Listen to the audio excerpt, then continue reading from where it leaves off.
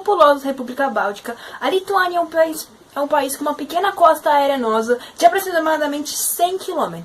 Desses 100 km, 40 são abertos ao Mar Báltico. O maior ponto de águas quentes do país é o de Klaipėda. Klaipėda é a terceira maior cidade da Lituânia, anteriormente referida como Memelburgo, localizada na desembocadura da Laguna Curlândia. Nela fica o Parque Nacional Cursil, que é considerado Patrimônio Comum da Humanidade e é protegido pela Unesco. A Lituânia é situada ao norte com a Letônia, ao norte e ao sul com a Bielorrússia, ao sul com a Polônia, ao sul e ao oeste com o Escravo de Kaliningrado e ao oeste com o Mar Báltico. Sua capital é a cidade de Vilnius, localizada ao leste do país. E alguns geógrafos acreditam que ela esteja localizada no centro geográfico da Europa. A Lituânia é plana, exceto por colinas de planaltos a oeste e das montanhas a leste, só que elas não são superiores a 300 metros. O terreno é marcado por pequenos lagos e pântanos, e também por zonas de florestas que cobrem aproximadamente 30% do território. O clima da Lituânia é continental, ou seja, verões leves e rápidos e invernos longos e rigorosos. O clima da Lituânia é citado no livro Um Sonho do Caroço de Abacate, na página 9, em que ele fala assim: meu pai lembrava um inverno rigoroso. Em 11 de março de 1990, a Lituânia foi a primeira república báltica a se desligar da União Soviética. Mas até aí foi muito difícil. Teve guerra, Olha, eu vou explicar isso aqui para vocês. Entre os séculos XIV e XVI, a Lituânia se tornou um dos países mais poderosos do leste europeu, com um território que se estendia do Mar Báltico ao norte até o Mar Negro ao sul. No final do século XVI, ela teve que se submeter à dominância da Lituânia para conseguir se proteger das ambições russas. E nessa partilha no século XVIII, ela acabou sendo partilhada entre a Rússia e a Prússia. No século XIX surgiu um forte movimento nacionalista anti-russo que era apoiado pela Igreja. Durante a Primeira Guerra Mundial, a Lituânia foi disputada entre a Alemanha, a Rússia e a Polônia. Mas ela ficou firme e forte e permaneceu autônoma. Isso até a Segunda Guerra Mundial.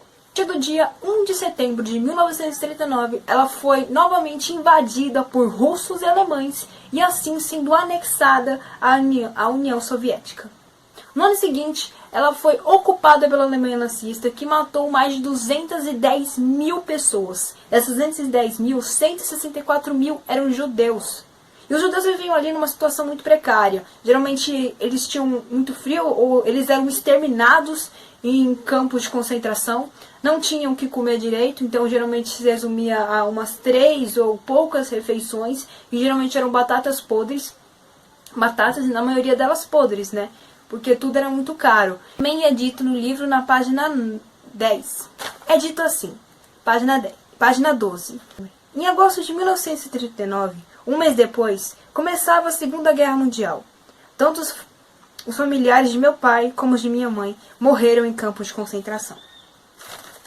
Fugir dali porque eles já estavam cansados, antes mesmo da Segunda Guerra Mundial começar. Eles já estavam cansados dos grupos antissemitas virem e quererem ficar atacando eles, quererem ficar atacando todo mundo ali, já estavam cansados de tanta guerra, e eles tentavam fugir. Só que os outros países tinham muita relutância em aceitar judeus nos países deles. Tanto que, por exemplo, aqui no Brasil, só em julho de 1938, detalhe, 1938, antes da Segunda Guerra Mundial começar, 1938, só em julho, teve mais de 47 vistos negados de pessoas dos judeus.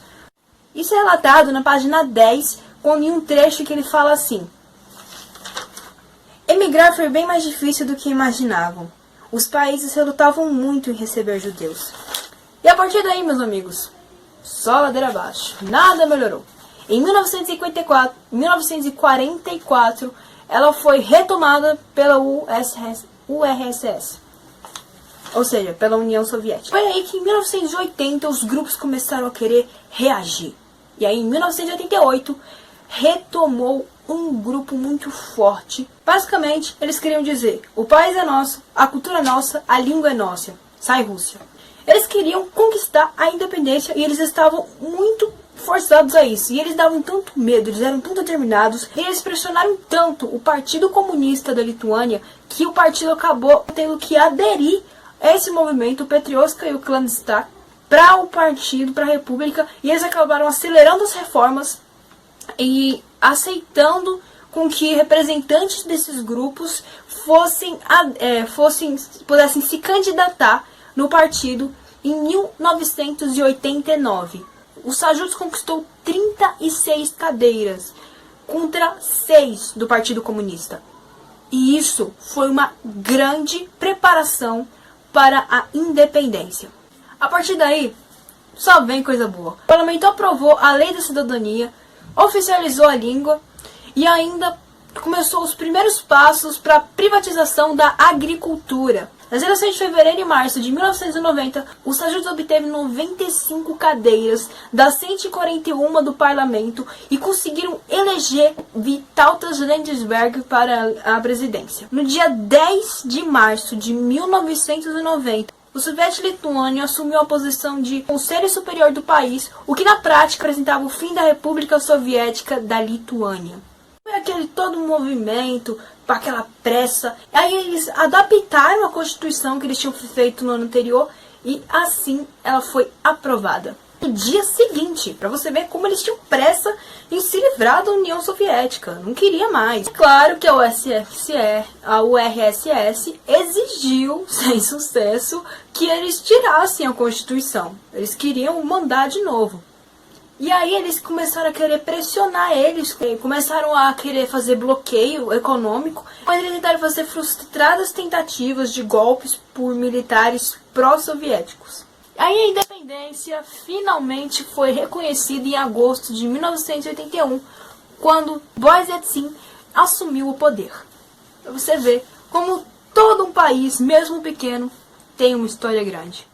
Agora eu vou falar um pouco sobre a minha opinião em questão do livro Um Sonho do Caroço do Abacate. Primeiro eu vou falar um pouquinho, sobre ele.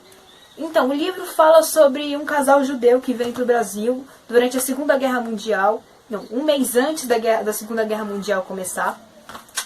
E aqui eles têm filhos, e entre esses filhos temos Mardoqueu, que é o principal da história.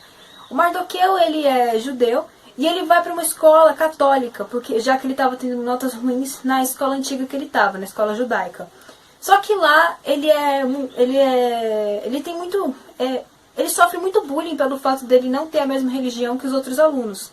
E com isso ele acaba ganhando um amigo que chega na escola depois, que ele é negro, e ele também sofre preconceito. Meio que eles estavam ali, um sofria, o outro sofria, juntou os dois juntos, e resolveram ficar amigos, E um dia ele vai pra casa desse amigo, e na casa desse amigo ele encontra a irmã desse amigo, e ela é muito bonita. E ele se apaixona de primeira vista pra ela, só que ela é negra também, E isso gera muito preconceito em relação com os pais dele não querem isso, a mãe dele mais não quer mais, o pai dele também aconselha, o pai da menina aconselha ele não ficar com ela, ele tem algumas situações preconceituosas com relação a esse relacionamento no livro. Eu não gostei do livro, porque ele tem uma linguagem muito ultrapassada.